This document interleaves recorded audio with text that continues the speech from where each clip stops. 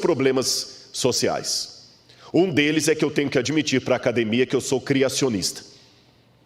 E isso hoje é quase um suicídio intelectual. Um arqueólogo admitindo que acredita na criação e na literalidade do Gênesis já é o suficiente para muita gente falar: esse cara é louco, como é que deram um título de doutorado para esse cara? Eu tomo paulada às vezes do secularizado até falar chega, porque eu sou criacionista. E tomo paulada de muitos religiosos também, porque eu falo que Deus julga e que temos que acentuar que vem o julgamento de Deus. E as pessoas não querem isso. Eles querem a filosofia de almanaque, aquela filosofia que eu posso ir em qualquer programa de televisão e eu vou ser bem-vindo ali, e olha que eu já fui a vários. Só fala de amor, de aceitação, mas você não fala da ética, da santidade. A Bíblia fala de juízo, e temos que enfatizar isso, irmãos, está na Bíblia. Bom, aliás, uma pergunta: qual foi a última vez que você ouviu um sermão na sua igreja sobre Apocalipse 14? Pena que eu não tenho as respostas numa enquete, mas eu gostaria de saber. Quantos estão conosco agora, pastor, nos assistindo?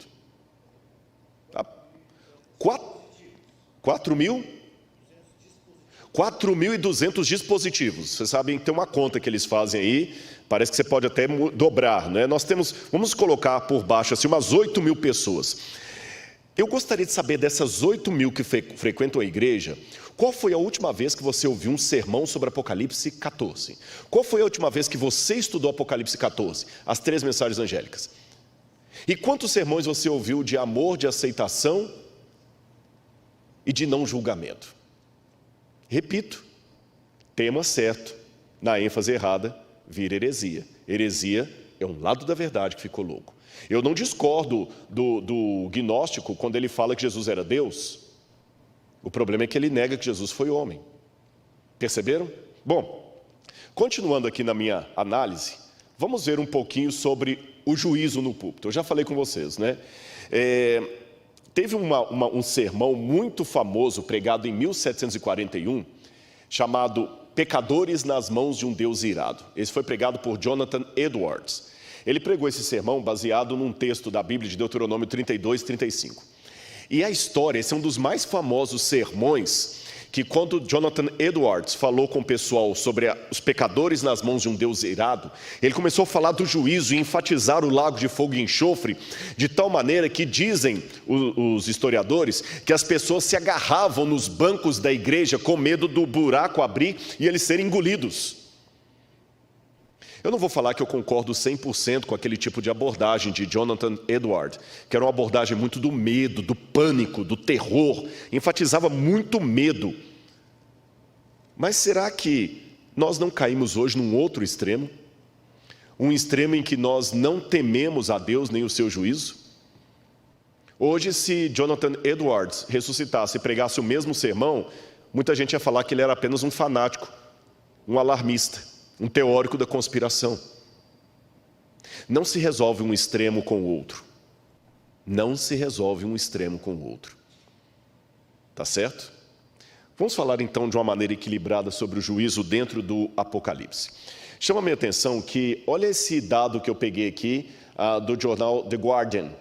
2/3 dos crentes dos Estados Unidos veem o Covid-19 como uma mensagem de Deus.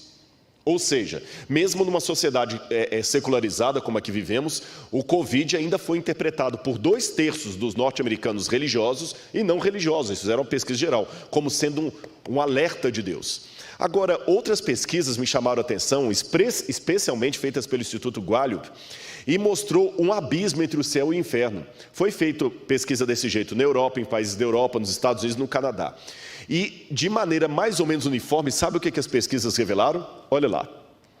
O inferno é um auditório pela metade, escreveu o poeta Robert Frost. Só que em muitos países do mundo ocidental, inclusive secularizados, a lacuna entre os crentes do céu e do inferno é mais como um abismo. Por exemplo, uma pesquisa do Instituto Gallup revelou que mais da metade dos entrevistados achava que existe um paraíso. Porém, menos de 1/3 reconhecia a existência do inferno. Raciocine comigo.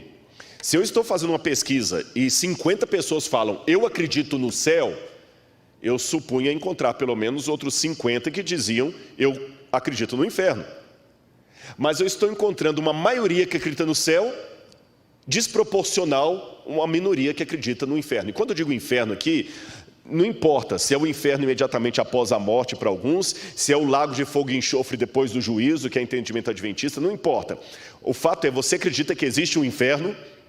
Vocês perceberam o que esses dados nos revelam? Revelam que as pessoas não estão mais com medo do juízo de Deus. Mesmo que quando vem uma praga como o Covid, todo mundo acha que é um sinal dele. Aí todo mundo fica meio apavorado. Mas esfria o susto do Covid, todo mundo acredita no céu, mas não acredita no inferno. Deus é bonzinho demais para punir alguém. Que frase diabólica. Vamos ver então o juízo na Bíblia. O julgamento de Deus é descrito na Bíblia como um processo, não apenas como um veredicto. Isso é importante no Apocalipse. Por exemplo, Pedro fala do tempo de começar o julgamento pela casa de Deus, 1 Pedro 4,17.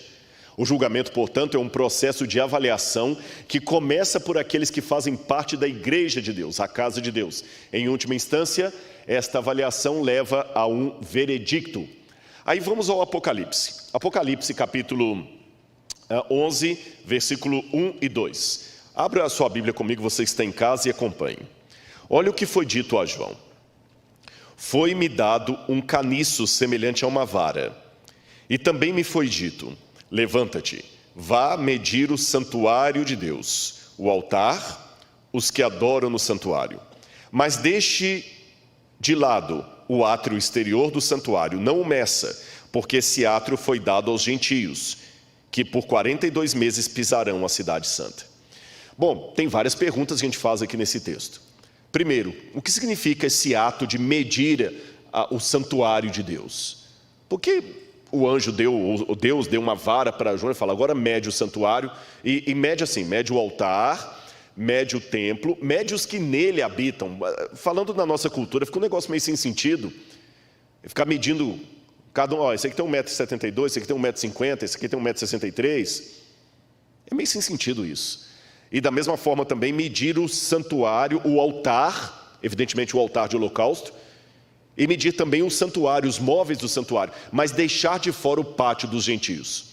Para explicar para você, a palavra gentio é uma forma vulgar de falar do não-judeu, tá bom? Vem do latim, o não-judeu. Então esse pátio foi dado para eles, não é para João medir. O que significam estas coisas? Eu estou desenvolvendo já de um tempo para cá uma abordagem bíblica que eu estou provisoriamente chamando de abordagem físico-teológica. O que significa isso? Raciocine comigo. Quando você vai conhecer um livro de uma cultura, ele fica muito mais claro para você se você conhece aquela cultura. Por exemplo, conhecer os sertões de Euclides da Cunha, depois que você visita o lugar onde aconteceu o massacre de Canudos, tem outro sentido. Quando você convive com aquele regionalismo nordestino, você entende as expressões que aparecem no livro, os costumes, os comportamentos. E assim é com qualquer outra literatura. Quem é gaúcho sabe. Quando você conhece bem o Rio Grande do Sul, convive lá, algumas expressões idiomáticas, gauchescas, fazem mais sentido para você. Chavear a porta, bombacha, né? O chimarrão e outras coisas mais. Eu poderia dar exemplos de vários lugares do Brasil. África, depois que você conhece a África, como é que algumas coisas fazem mais sentido? A Bíblia é da mesma forma, meu irmão. Se eu puder, numa frase, sintetizar o que é Bíblia, eu digo para você: Bíblia é Deus falando com sotaque humano. Então Deus se vale da cultura local para pregar a mensagem dele. Então vamos entender a cultura local. Eu vou pedir ajuda para o câmera aqui. Ele vai me ajudar, eu vou cobrir isso aqui um pouquinho. Aqui você tem uma maquete do santuário, tá bom? Você que está em casa acompanhando comigo, você tem uma maquete do santuário como ele era. Já está vendo ali, já estou vendo o meu retorno. O que você tinha? O santuário ele era coberto de vários tipos de panos diferentes, tá bem? Eu vou descobri-lo aqui apenas para ficar mais fácil para você que está em casa ver. E ele foi montado no deserto tendo dois ambientes, o lugar santo e o lugar santíssimo. E aqui era coberto. Quem estava do lado de fora do santuário não via o que acontecia aqui dentro. Aqui você tinha os seguintes móveis: o altar com os pães da presença, 12 pães representando as 12 tribos de Israel. Esses pães eram trocados a cada sábado. Aqui você tinha um candelabro com 7 tochas, chamado de menorá, representando o Espírito Santo. Aqui você tinha um altar de incenso.